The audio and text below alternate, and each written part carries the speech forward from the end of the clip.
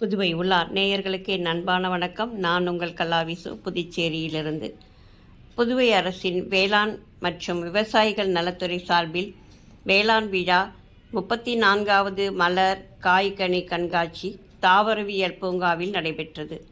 இந்த வருடம் மிக சிறப்பாக மலர் படுக்கை, பாரத மாதா இசை நடன ஊற்று, தஞ்சை நந்தியின் அற்புத வடிவமைப்பு ஆகியவை மிக நேர்த்தியாக அழகாக செய்யப்பட்டிருந்தது.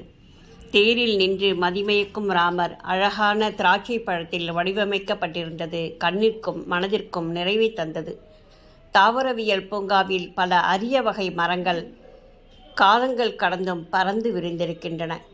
புதுவையின் பாரம்பரியங்களுள் முக்கிய இடத்தை பிடித்திருக்கும் பொட்டானிக்கல் கார்டன் மழைநீர் சேகரிப்பின் உச்சக்கட்ட காரணியாக விளங்குகிறது என்பது கண்கூடு.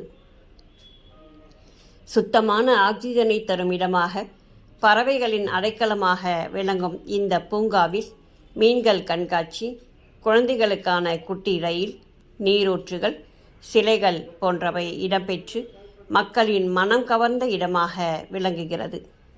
கூடுதல் சிறப்பாக அங்கே நடக்கும் மலர் கண்காட்சி பலதரப்பட்ட மரங்களை, செடிகளை, மலர்களை, காய்களை, கனிகளை ஒரே இடத்தில் பார்க்கும் தருணத்தை ஏற்படுத்தி தருவதால் மக்கள் ஆர்வத்துடன் வருகை தருகின்றனர்.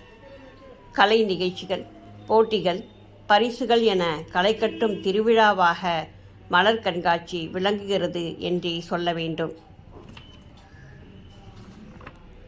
இயற்கையின் அற்புதமான கொடை பூக்கள். ஒவ்வொரு பூவும் தனித்துவம் கொண்டதாக மட்டும் இல்லைங்க. அழகு, மனம், குணம் எல்லாவற்றிலும் சிறந்து மனித மனதை கவர்ந்து இழுக்கும் தன்மையை கொண்டுள்ளது. சில பூக்கள் மாலையாகி கடவுளின் மேனியில் அலங்கரிக்கிறது. சில பூக்கள் சரமாக தொடுக்கப்பட்டு பெண்களின் தலையில் அழகாக கொலு வீற்றிருக்கிறது. சில பூக்களோ மரணத்தின் பாதையாகி தெருவெங்கும் சிதறி கிடக்கின்றன.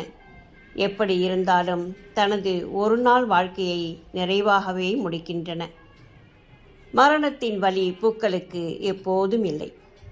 காய்ந்துவிட்ட நிலையிலும் அத்தர், பன்னீர், குல்கந்து, அழகு சாதன பொருட்கள், நறுமணப் பொருட்கள், மருந்துகள் என பரிமாற்றம் அடைகின்றன. ரோஜாப்பூ காதலர்களின் சின்னமாகவே மாறியிருக்கிறது. இறைவனுக்கு உகந்த மலர் தாமரை. சரஸ்வதி தேவியும் தாமரையில் அமர்ந்து காட்சி தருவது கண்கொள்ளா காட்சியாகும். பூமி தாயின் சிரிப்பு என்று பூக்களை சொல்லலாம். பூக்கள் இல்லாமல் கடவுள் வழிபாடு நிறைவடையாது. கருவறை முதல் கல்லறை வரையிலான பூக்களின் பயணம் மிக அழகானது. அதன் வாசனையில் மயங்காதவர்கள் யாரும் இருக்க முடியாது.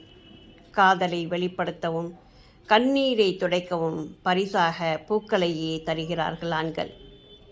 பெண்களின் மனம் எப்போதும் பூக்களுக்கு அடிமையாகும். பெண்களை மனதை கவர்ந்ததில் மல்லிகைக்கு ஈடாக எதையும் சொல்லிவிட முடியாது. குட்டி குட்டி மலர்களாக தனித்தனியே இருக்கும் பூக்களை அலுப்பு பாராமல் கட்டி அப்படியே தலையில் வைத்து கொள்ளும்போது அவர்களது மனம் மகிழ்ச்சியில் துள்ளும். ஒவ்வொரு பூவிற்கும் தனி குணம் உண்டு. அதன் மனம் நமது உடலின் ஆற்றலை சமாதானப்படுத்தவும், மகிழ்ச்சிப்படுத்தவும், கோபம் போன்ற உணர்ச்சிகளை வெளிப்படுத்தவும் தூண்டக்கூடிய வகையில் இருக்கின்றன என்பது நிதர்சனம். மலர் போல மலர்கின்ற மனமிருந்து விட்டால் நம்முடைய வாழ்க்கை சொர்க்கமாக இருக்கும். புதுச்சேரியில் வாழ்ந்து மறைந்த அன்னை மலர்களை மிகவும் நேசித்தவர். இப்போதும் அவரது நினைவிடத்தில் மலர் அலங்காரம் என்பது அத்தனை அற்புதமாக இருக்கும். பூக்களின் வாழ்க்கை நமக்கு நிறைய விஷயங்களை கற்றுத்தரும் ஆசானாக இருக்கிறது. காலையில் மலர்ந்து மாலையில் வாடினாலும் தனது பிறவி பயனை இந்த உலகிற்கு விட்டு செல்வதே என் கடமை என்பது மட்டுமில்லாமல் தனது பரம்பரையையும் வளரச் செய்யும் அற்புதத்தையும் செய்துவிட்டே மறைகிறது. மலர்களை நேசிப்பது மட்டுமல்ல, மலர்கள் போல வாழவும் பழகிக்கொள்ள வேண்டும். இயற்கையை நேசிக்க கற்றுக்கொண்டால் இயற்கையும் நம்மை நேசிக்கும். நன்றி, வணக்கம்.